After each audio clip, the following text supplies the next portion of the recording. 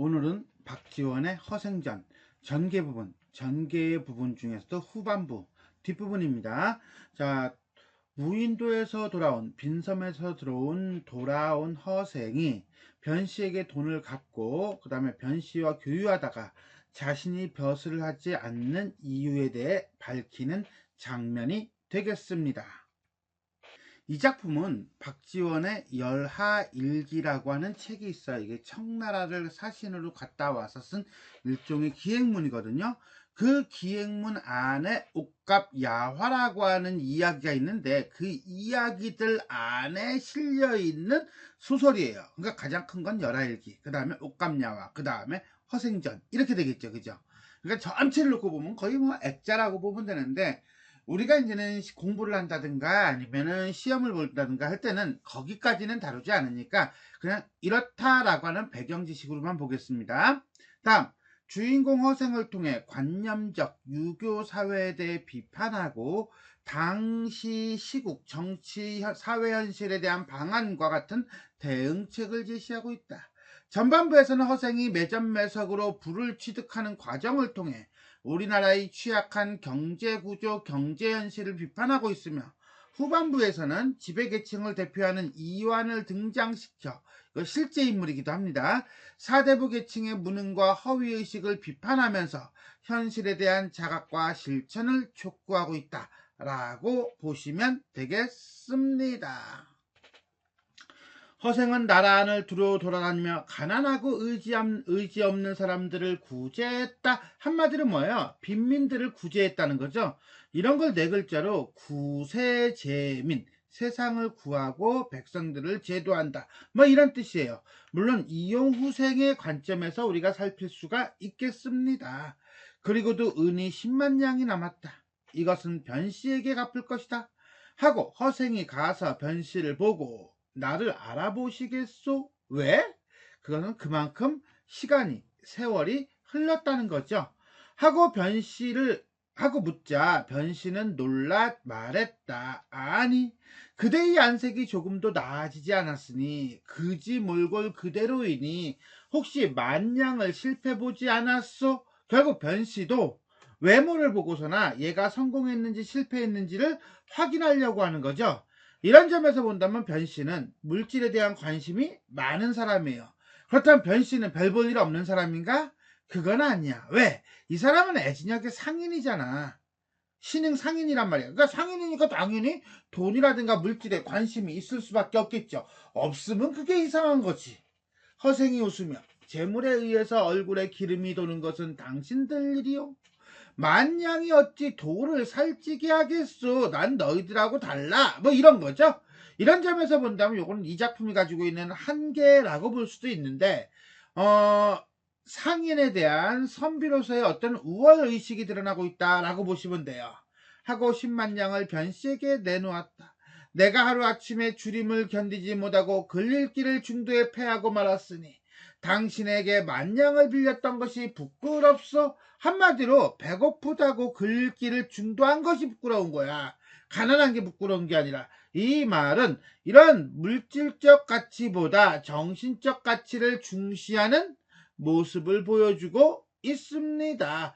물론 정신적 가치가 중요하긴 중요하죠. 하지만 이것은 가만히 읽어보면 결국은 물질적 가치와 정신적 가치, 정신적 가치와 물질적 가치를 우열관계로 보고 있다는 점이 문제예요. 이런 점에서 본다면 아무래도 위에 있는 이 부분하고 같이 계급적 우월의식을 드러낸다라고 볼 수가 있겠습니다. 변씨는 크게 놀래 일어나서 절하여 사양하며 말하기를 왜? 이 사람은 평범한 사람이 아니구나. 10분의 1로 이자를 쳐서 받겠다. 이건 너무 많다. 라고 하니 승질을 내며 나를 장사치로 보는가? 라고 얘기해요. 이것도 또 그렇죠. 장사치? 치라고 하는 이 전미사는 멸시, 노지는 낮추는 표현이라고 본다면 역시 마찬가지로 우월의식이에요. 또 소매를 뿌리치고 가버렸다. 이 장면은 분명 허생이 변씨에게 빚을 갚는 장면입니다. 그냥 단순하게 넘어갈 수 있는 부분이긴 해요. 그런데 박스 보기를 통해서 비판적 읽기를 한다라고 본다면 아무래도 우월의식이라고 하는 측면을 우리가 염두에 두지 않을 수가 없습니다. 참고하시기 바라겠습니다. 여기까지 변씨에게 빚을 갚는 허생. 변씨는 가만히 뒤를 따랐다. 허생이 남산 밑으로 가서 조그만 초가로 들어가는 것이 멀리서 보였다. 두둥. 한 늙은 할미가 우물터에서 빨래하는 것을 보고 변씨가 말을 걸었다. 저 사람 누구요? 뭐 이러면 할미가 블라블라블라블라 하겠죠. 그죠? 그래서 이 늙은 할미는요, 이렇게 기능을 합니다. 역할이 정보 전달자이고 내력을 요약적으로 제시하는 사람이고 제3자의 발언을 통해 객관성을 확보하는 역할을 한다 라고 보시면 됩니다. 어떤 내용인지 잠깐 보겠습니다. 저 초가가 누구의 집이요? 어생원 댁입지요. 가난한 형편에 글 공부만 좋아하더니 하루에 집을 나간 지 몇 년? 5년. 와우, 길기도 하다.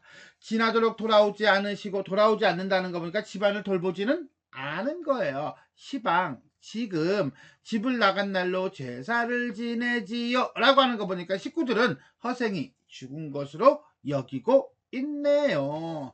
여기까지 허생의 내력에 대한 요약적 제시.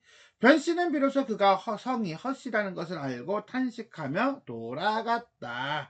여기까지 허생의 내력을 알아보는 변씨의 모습이 되겠습니다. 자, 허생의 지식인계층 내지는 사대부에 대한 인식은 요거는 우리가 이제는 그를 바라보는 어떤 뭐라고 할까, 그지? 지식인들에 대한 비판적인 태도를 보여주고 있는 부분이기는 해요.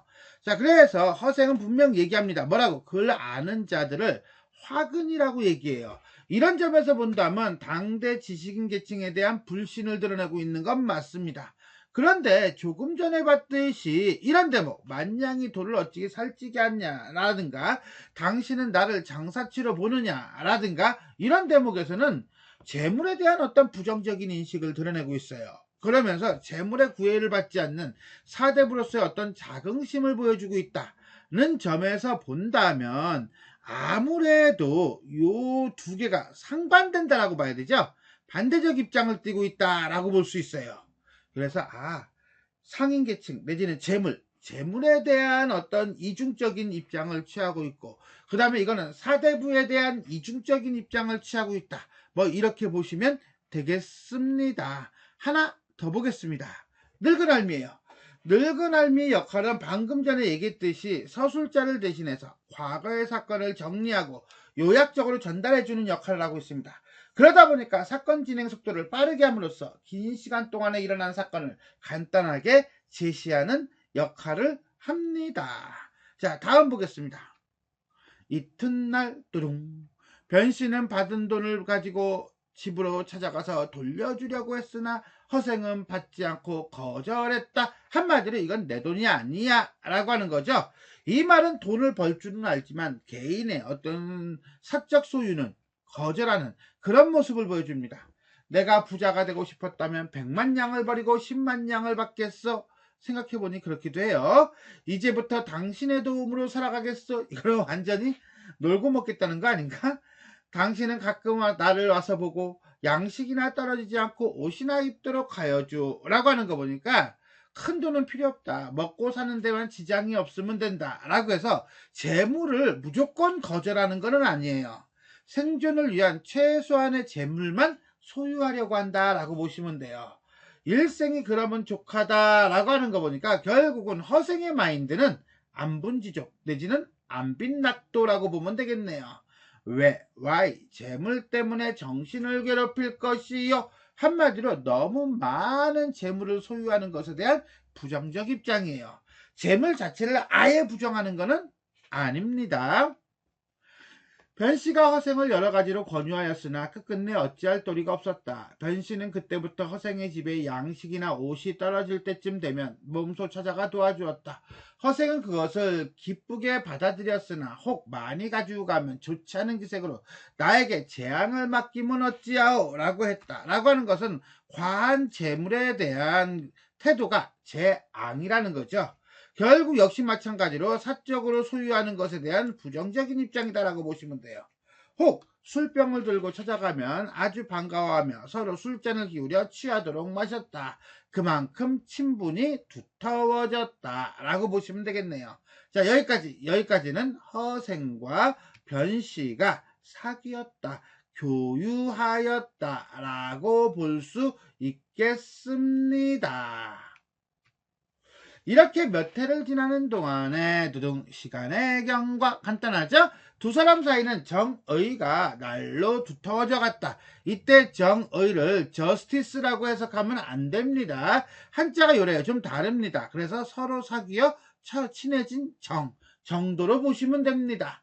어느 날 변씨가 5년 동안 어떻게 100만 양이나 되는 돈을 벌었던가를 조용히 물어보았다. 이거는 뭐야? 변씨로서는 관심의 대상이기는 하죠. 허생이 대답하기를 별거 아니야. 가장 쉬운 일이죠. 이렇게 쉬운 걸 왜 못했을까? 조선이라는 나라는 배가 외국으로 통하질 않고 한마디로 해외 무역이 어렵고 수레가 나라 안에서 다니질 못해. 한마디로 뭐야? 보부상만 움직여. 국내 유통이 어려워. 그래서 온갖 물품과 재화가 제자리에서 나서 제자리에서 사라지지요. 한마디로 자급자족의 경제구조지요.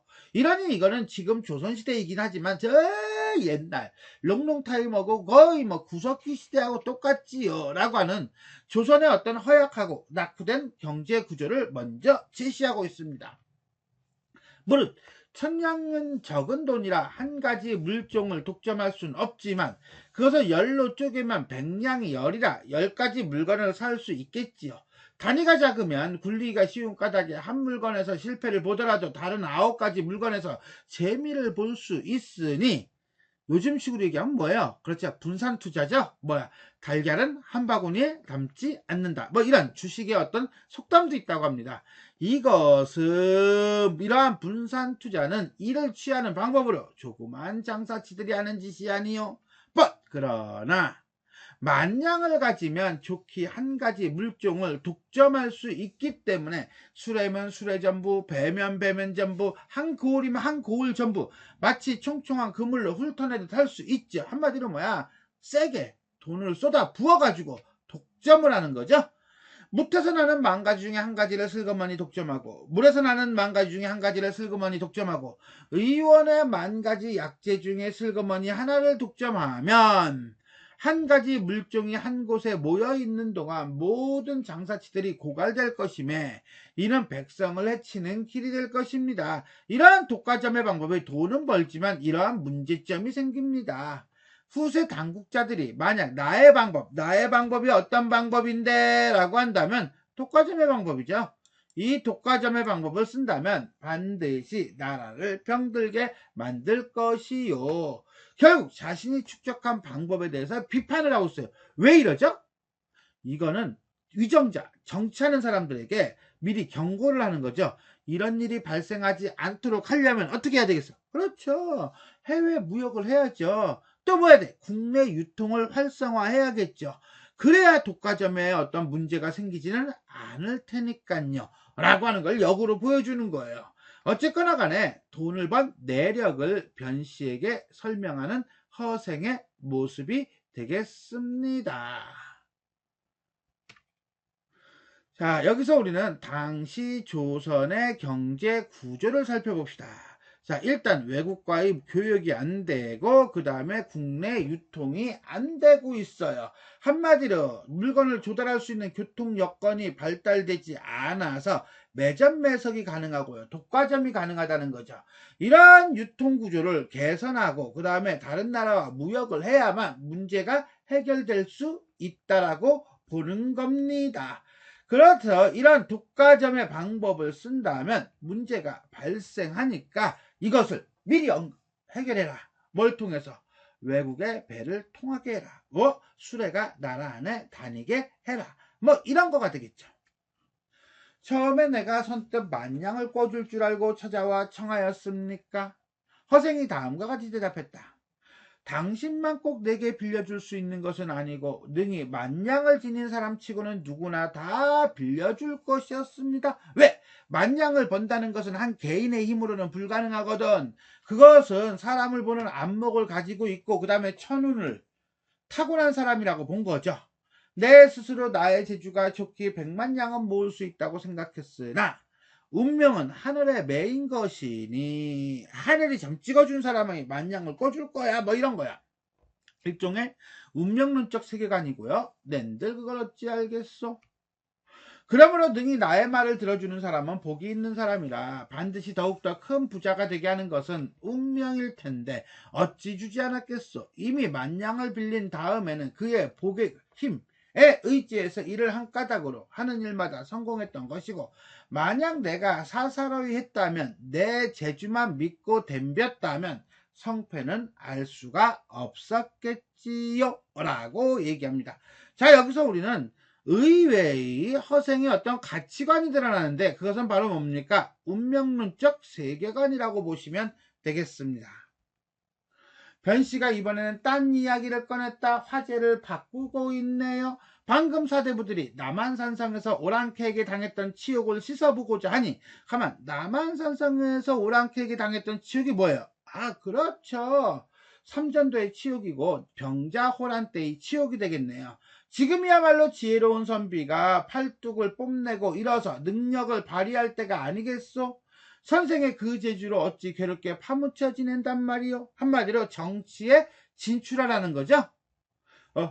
자고로 붙여지는 사람, 한마디로 자신의 능력을 가지고 있지만 정치적으로 발휘하지 못한 사람이 한둘이겠소? 졸수제 조성기 같은 분은 조선 숙종 때의 성리학자인데 적국의 사신으로 보낼 만한 어떤 외교적 능력이 탁월한 사람이지만, 자, 벼슬을 못하고 초야에 묻혀서 늙어 죽었고, 반개거사 유영원이라고 하는 조선 후기의 실학자는 군량을 조달할 만한 재능을 가지고 있는 어떤 이제에 매우 밝은 사람이지만 저 바닷가에서 지금도 소유하고 있지 않습니까? 능력을 제대로 발휘하지 못하고 있지 않습니까? 라고 해서 집권층의 인재 등용의 모습, 잘못된 등용이죠? 비판하고 있네요. 그런데 내가 그럴 수 있겠느냐는 얘기로 이야기가 진행되겠죠. 지금의 집권자들은 가히 알만한 것들이지요. 문제가 심각하지요. 나는 장사를 잘 하는 사람이라 자신의 어떤 능력을 알아. 내가 번 돈으로 좋기 저 중국 시대 전국을 다스렸던 9개 주의 왕들의 머리를 살 만큼 능력이 있지만 내가 빈섬에서 나올 때 바닷속에 던져버리고 돌아온 것은 도대체 쓸 곳이 없기 때문입니다. 현실이 나의 능력을 받쳐주지를 못합니다. 라고 이야기를 해요. 솔직히 자기의 생각을 얘기하는 거죠. 그랬더니 변씨가 할 말이 없어. 왜? 말하는 쪽쪽 다 맞는 말이야. 그래서 어떻게 합니까? 한숨만 내쉬고 돌아갔다. 여기까지는 허생이 벼슬을 하지 않는 이유가 되겠습니다. 자, 여기까지 센텐스에서 우리가 한번 정리를 해본다면 우리는 여기서 제일 중요한 인물은 아마 변씨일 거예요. 변씨는 물어봅니다. 그러면 허생이 대답을 하죠. 또 변씨가 딴 이야기를 꺼내면서 물어봅니다. 그랬더니 허생이 또 자신의 생각을 이야기하죠. 결국은 변씨는 허생과 친분을 쌓으면서 허생에게 질문해서 허생이 자신의 이야기, 자신의 생각을 드러내도록 유도하고 있는 인물이다 라고 보시면 되겠습니다. 자, 이렇게 해서 우리는 박지원의 허생전 전개 두 번째 파트, 변씨에게 돈을 갚은 허생이 변씨와 교유를 하면서 자신이 벼슬을 하지 않는 이유를 밝히는 장면에 대해서 살펴보았습니다. 자, 지금까지 내용이 도움이 되셨다면 좋아요와 구독 버튼 눌러주시고요. 알림 설정 부탁드리겠습니다. 수고하셨습니다.